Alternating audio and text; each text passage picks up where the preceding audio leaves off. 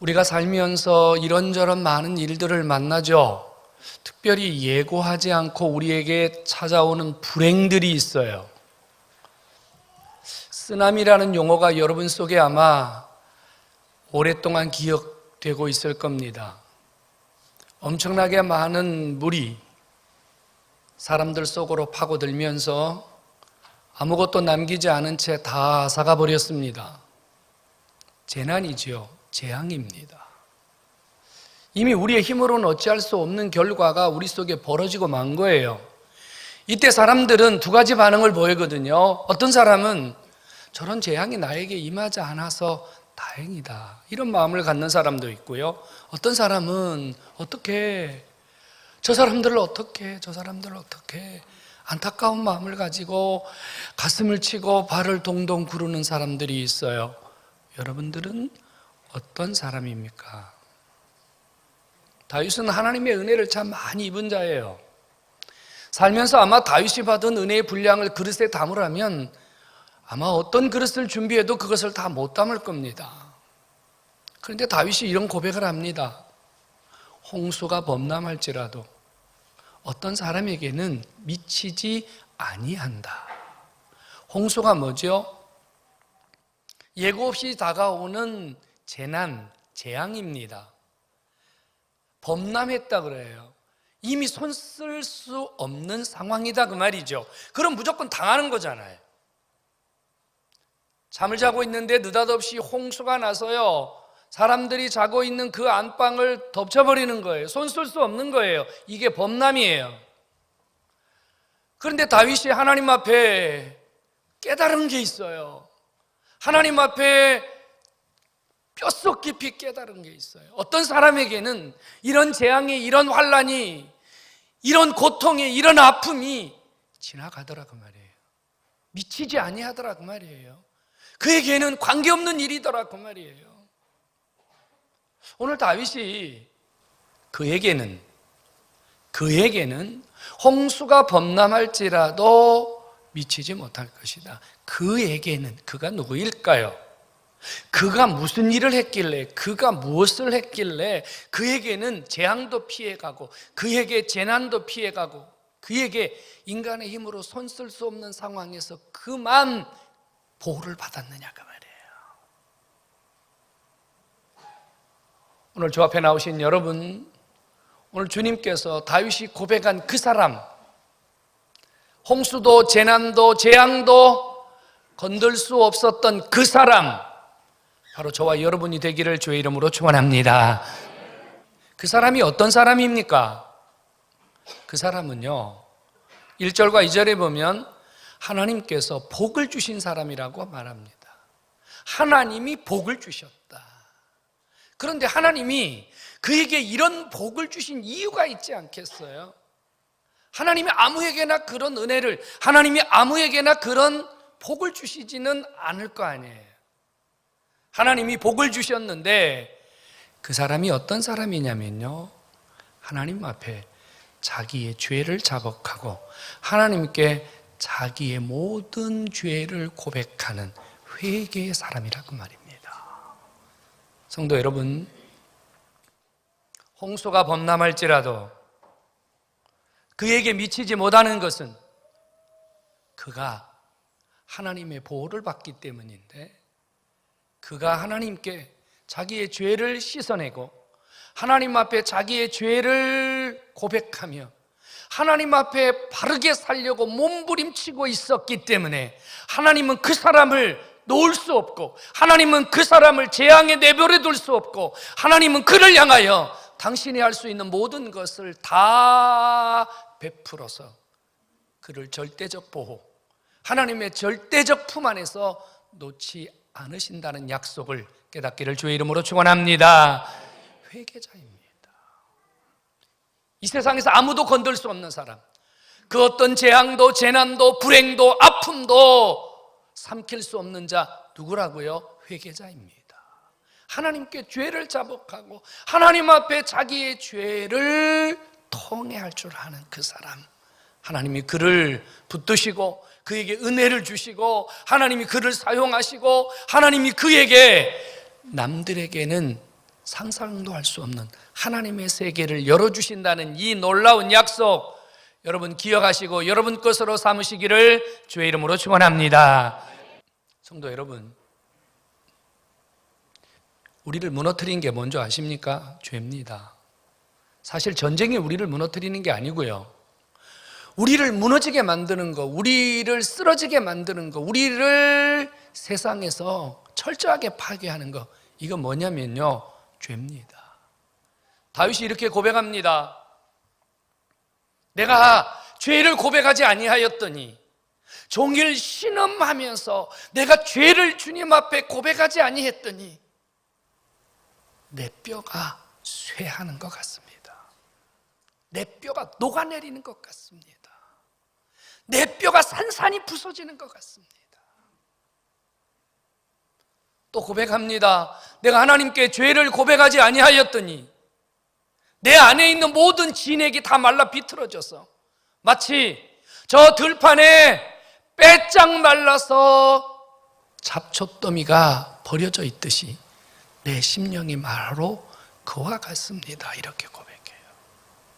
여러분, 우리의 몸도 마음도 우리의 영도 뭐가 다 짓눌러서 파괴시키냐면요, 죄가 짓눌러서 파괴시킵니다. 여러분, 죄를 가볍게 여기시면 안 됩니다. 죄를 그럴 수도 있지, 살면서 어떻게 죄를 안 짓고 사나, 정도의 차이만 있지 누구나 다 죄를 짓는데 나도 이 정도 죄쯤이야 이렇게 죄를 가볍게 여기면 큰일 납니다. 성도 여러분, 내 삶에 문제가 생겼을 때, 내 삶에 홍수가 밀려왔을 때, 내 삶에 느닷없는 쓰나미가 왔을 때, 내 삶에 예고 없이 어떤 불행이, 아픔이, 고통이 찾아왔을 때, 여러분 제일 먼저 살피고 제일 먼저 점검해야 될 것이 뭐냐면요, 내가 하나님 앞에 지금 죄 문제를 해결하지 못하고 살아가고 있지는 않은지 점검해 봐야 됩니다. 죄 말입니다. 다윗은 분명히 우리에게 고백합니다. 하나님, 내가 죄 때문에 못 살겠습니다. 하나님, 내가 죄를 두고는 도저히 견딜 수가 없습니다. 하나님, 내가 죄 아래서는 더 이상 살 수가 없습니다. 이렇게 고백합니다. 우리 모두 죄가 내 인생을 무너뜨리는 원인이라는 사실을 깨닫고, 여러분, 죄를 해결하고 죄를 이겨내고 죄를 극복하면 우리의 삶에도 열리고 새로운 역사가 일어나는 줄로 믿으시기를 축원합니다. 여러분, 인생을 열 수 있는 방법은요, 죄를 해결하는 거예요. 예수님 이 땅에 왜 보내주셨어요? 예수님 이 땅에 오셔서 왜 십자가를 지셨어요? 주님이 이 땅에 오셔서 왜 그 모진 고난과 아픔을 견디셨어요? 한 가지 때문이에요. 저와 여러분들의 죄를 해결해 주시려고 주께서 고난을 받으신 줄로 믿으시기 바랍니다. 여러분, 죄라는 것이 우리 속에 한번 딱 들어오잖아요. 그럼 이 죄가요, 좀처럼 나가지 않아요. 좀처럼 우리 안에서 해결이 안 돼요. 죄를 해결할 수 있는 길은 뭡니까? 회개인데요. 회개란 뭘까요? 회개는 다른 거 아닙니다. 우리 안에 들어온 죄를 밖으로 끄집어내는 거예요. 내 안에 있는 죄의 덩어리를 끄집어내서 밖으로 버려버리는 거예요. 죄가 내 안에 있을 때는 내 뼈가 쇠합니다. 내가 신음합니다. 내가 고통합니다. 내가 견딜 수 없습니다. 그럼 어떻게 해야 돼요? 버려야죠. 끄집어내야지요. 던져버려야지요. 원인을 제거해버려야 되잖아요. 회개가 무엇입니까? 내 안에 있는 죄의 덩어리를 끄집어내서 하나님 아버지, 내 죄 좀 받아주세요. 하나님 아버지, 나 좀 살려주세요. 하나님 아버지, 나 좀 고쳐주세요. 하나님 앞에 끄집어내어 토하는 것이 회개인 줄로 깨닫기를 바랍니다. 토해내는 거예요. 그러기 위해서는 죄를 인정해야 돼요. 난 죄인이에요, 하나님. 나 잘못했어요, 하나님.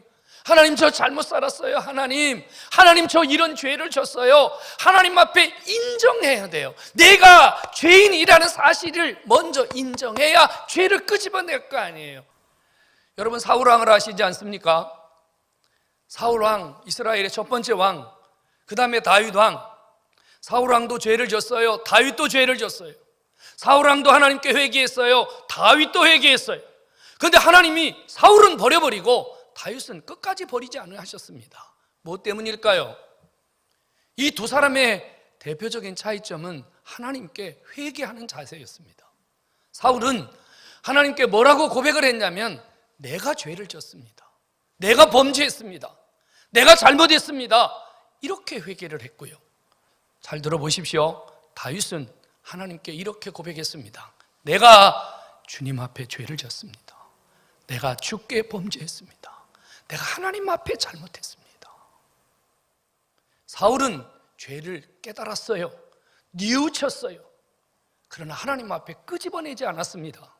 다윗은 자기의 죄를 깨닫고 하나님 앞에 끄집어냈어요. 주님, 내가 잘못했습니다. 주님, 내가 죄를 지었습니다.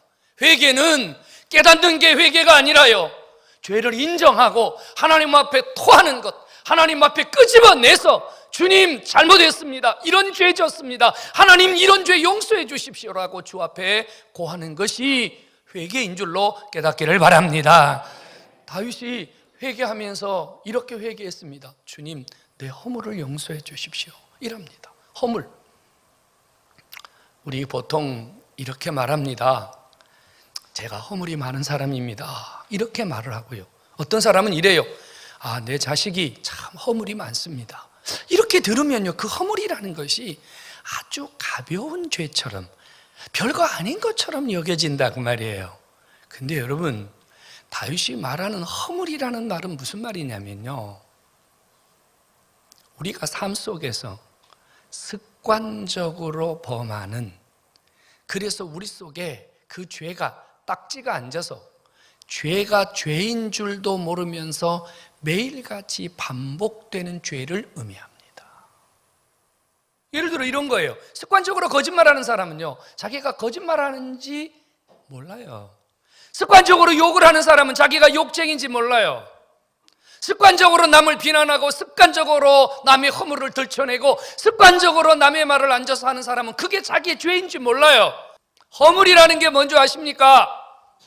허물은 우리 속에 습관적으로, 우리 속에 반복적으로 나를 죄인인 줄도 알지 못하게 내 삶을 죄하로 끌어내리는 아주 무서운 습관적인 죄입니다. 이것을 끄집어내셔야 됩니다. 생각이 안 바뀌는 분이 있어요. 잘못된 생각, 삐뚤어진 생각, 이게 안 바뀌는 분이 있어요. 이 허물이에요. 허물. 좀처럼 이 손버릇이 안 고쳐지는 사람이 있어요. 이 허물이에요. 허물. 좀처럼 이 입이 해결이 안 되는 분이 있어요. 허물이에요. 허물. 다윗이 하나님 앞에 이렇게 고백합니다. 하나님, 내 허물을 용서해 주옵소서. 여러분, 이거를 벗어낼 수 있는 방법, 이걸 씻어낼 수 있는 방법은요, 시간이 될 때마다 깨달았고, 시간이 될 때마다 하나님께 토해내고, 시간이 될 때마다 하나님 앞에 용서해달라고 구하고, 이 방법밖에 없어요. 또 하나, 죄악이라 그랬어요. 이 죄악이라는 단어는 뭐냐면 고의성이 있는 범죄라는 뜻입니다. 고의성 있는 범죄.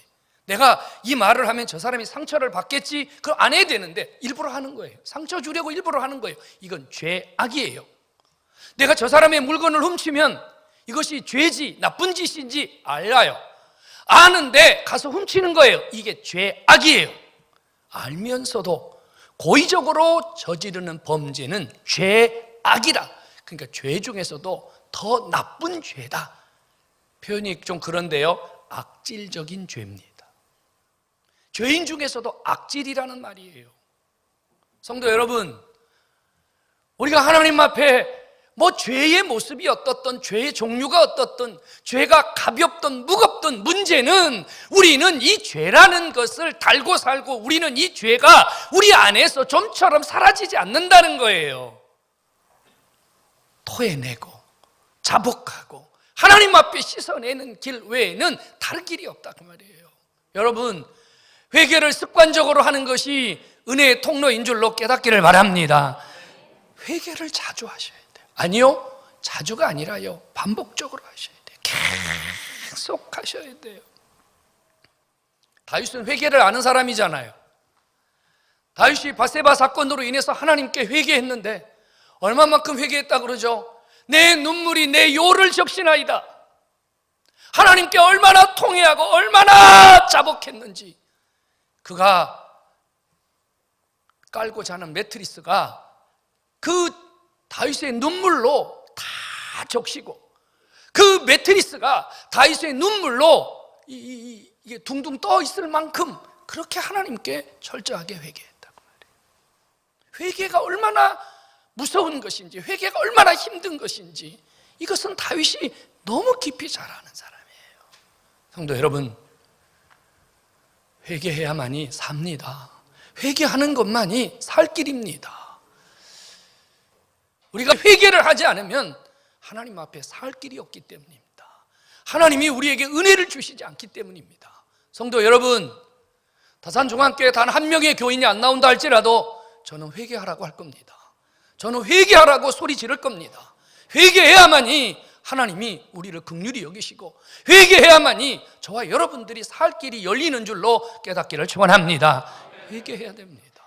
왜 회개가 필요합니까? 회개하면 하나님이 우리를 버리는 게 아니에요. 회개하면 이 나쁜 놈아, 너 그렇게 많은 죄를 졌느냐, 내가 이제 너하고 상대 안 하겠다, 이게 아니라요. 다윗이 하나님 앞에 철저하게 회개했더니 하나님이 주신 은혜를 받았기 때문이에요. 회개했더니 오늘 이렇게 말합니다. 하나님이 나의 은신처가 되어주셨다. 다윗처럼 쫓겨다니고, 다윗처럼 피난 다니고, 다윗처럼 위험 속에 노출된 인간이 어디 있습니까? 그런데 위기 때마다, 힘들 때마다 하나님 내 잘못입니다, 하나님 내 죄 때문입니다, 하나님 저의 문제입니다 라고 끌어안고 회개했더니 그때마다 하나님이 그늘이 되어주시고 우산이 되어주시고 하나님이 울타리가 되어주시고 하나님이 그의 삶의 전부를 이끌어 주셨음을 믿으시기 바랍니다. 회개 안 하면 아버지가요 보고 계십니다. 회개할 때까지 아버지가 보고 계십니다. 근데 회개했더니 하나님의 손이 그를 주야로, 하나님의 놀라운 은혜가 주야로 다윗의 삶을 이끌어 주시더라 그 말입니다. 다윗이 고백합니다. 내가 회개했더니 하나님 나를 보호해 주셨다. 보호란 말은 무슨 말입니까? 여러분, 죄를 주관하는 자는 사단입니다. 죄를 주관하는 자는 사단이 악한 대적들을 일으켜서 그 죄 아래에 있는 자들을 못 살게 굽니다. 근데 하나님이 회개했더니 원수를 막아주시고 대적자를 막아주시고 사단을 이기게 해주셔서 그의 삶을 철저하게 보호해 주셨음을 믿으시기 바랍니다. 회개했더니 하나님이 구원의 노래를 부르게 하셨다. 여러분, 죄를 고백하지 않았더니 끙끙 앓고 신음소리가 났는데 회개했더니 하나님이 그에게 노래를 주셨는데 구원의 노래, 구원의 노래란 무엇입니까? 간증이잖아요. 하나님이 여기서도 건져주시고 저기서도 건져주시고 여기서도 은혜를 주시고 저기서도 은혜를 주신 그 간증의 노래들을 24시간 하도록 하나님이 복을 주신 줄로 믿으시기 바랍니다. 또 하나는요, 다윗이 결정적으로 이렇게 말합니다. 내가 회개했더니 하나님이 내 갈 길을 인도해 주셨다고 말입니다. 우리가 가끔 이럴 때가 있잖아요. 어떻게 해야 되지? 무엇을 해야 되지? 누구에게 도움을 받아야 되지? 누구에게 가서 물어봐야 되지? 우리가 이렇게 딱 벽에 부딪힌 느낌이 올 때가 있거든요. 근데 다윗은 이렇게 말합니다. 그때 내 죄를 하나님께 고백했더니 주께서 내 손을 잡고 내 길을 인도해 주셨다고 이렇게 고백하고 있습니다. 여러분, 어린아이가 어머니의 손을 잡고 갑니까? 엄마가 어린아이의 손을 잡고 갑니까? 어린아이는 지가 지 엄마 손을 꼭 잡고 가는 것 같지만 아니에요. 엄마가 어린아이의 손을 놓지 않는 겁니다. 하나님이 누구의 손을 놓지 아니하시느냐? 회개한 자의 손을 절대로 놓지 아니하시고 그 길을 끝까지 인도해 주심을 믿으시기를 축원합니다. 성도 여러분, 회개하는 자의 길이 열린다 그 말입니다. 좀 여기 나오신 분들 중에 이런 분들 계시지 않겠어요? 내 인생이 왜 이렇게 답답하냐? 내 인생이 왜 이렇게 힘드냐? 내 인생은 왜 이렇게 복잡하냐? 내 인생은 왜 이렇게 되는 일이 없느냐? 뭐 이런 문제로 여러분 고민하는 분 솔직히 계시지 않습니까? 자, 올해는 어떻게 살았는데 내년에는 또 어떻게 살아가야 되냐? 뭐 이런 고민 계신 분 있지 않겠습니까? 여러분, 그럴 때 우리가 해야 될 일이 있습니다. 세상 사람들은 그럴 때 점쟁이도 찾아가고 운수 혹은 무슨 이런 것들도 보고 그러지 않습니까? 근데요, 여러분들의 답답함, 여러분들의 그 불편함, 여러분들의 그 어두움 해결할 수 있는 방법 하나입니다. 그때 여러분들이 아버지 앞에 꿇어 앉아서 주저앉아 회개하면 아버지가 길을 열어주시고 답답함을 열어주시고 여러분들의 갈 길을 열어주시는 줄로 믿으시기를 축원합니다. 여러분, 우리가 살 길은 하나밖에 없어요. 하나님 앞에 무릎 꿇고 잘못했습니다, 하나님 살려주세요. 그러면 하나님이 무조건 우리가 만일 우리의 죄를 인정하고 하나님께 자백하면 그는 미쁘시고 의로우사 우리의 모든 죄를 사하실 것이며 우리를 그 모든 죄에서 자유하게 하시는 줄로 믿으시기를 축원합니다. 성도 여러분, 하나님의 마음을 우리에게 돌이켜야 됩니다. 우리가 살 길은 하나님이 당신의 마음을 우리에게 돌이켜 주셔야 됩니다. 똑똑해도 소용없습니다. 잘나도 소용없습니다. 좋은 대학 나와도 소용없고 돈 많아도 소용없습니다. 저는 여러분들에게 분명히 고백할 수 있는 거 한 가지 있습니다. 주님이 도와주지 아니하시면, 하나님이 역사하지 아니하시면 여러분이 가진 그 모든 거 아무것도 아닙니다. 아무것도 아닙니다. 무조건 주님이 도와주셔야 돼요. 주님의 마음이 내게 향해 주셔야 되고 주님이 내게 자비를 베풀어 주셔야 됩니다. 하나님이 내 손을 잡으시도록, 여러분, 회개의 손을 주님 앞에 내미시고 주님이 여러분들의 삶을 보호해 주시도록 여러분들 죄를 주님 앞에 고백함으로 여러분들의 모든 어두움과 답답함과 여러분들의 그 찌든 삶을 다 무장해제하시면 아버지가 오셔서 은혜 베푸시고 기적 주시는 줄로 믿으시기를 축원합니다. 오늘 성경이 이렇게 말합니다. 무지한 말이나 노새같이 되지 말지어다. 어렸을 때 저희 집에 소가 있었습니다. 소를 키웠어요. 소를 키우는데 소가요, 말을 잘 듣다가 기분이 나쁘면 소가 말을 안 듣습니다.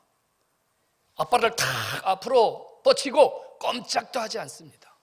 여러분, 소가 앞발을 딱 이렇게 디디면요, 이건 천하장사도 못 움직입니다. 안 하겠다는 거, 일 안 하겠다는 거예요. 자, 그 다음에 뭐가 돌아오죠? 그 다음엔 돌아오는 거 아무것도 없어요. 매밖에 안 돌아옵니다. 소를 움직일 수 있는 방법은 뭐냐? 있는 대로 몽둥이질을 하는 거예요.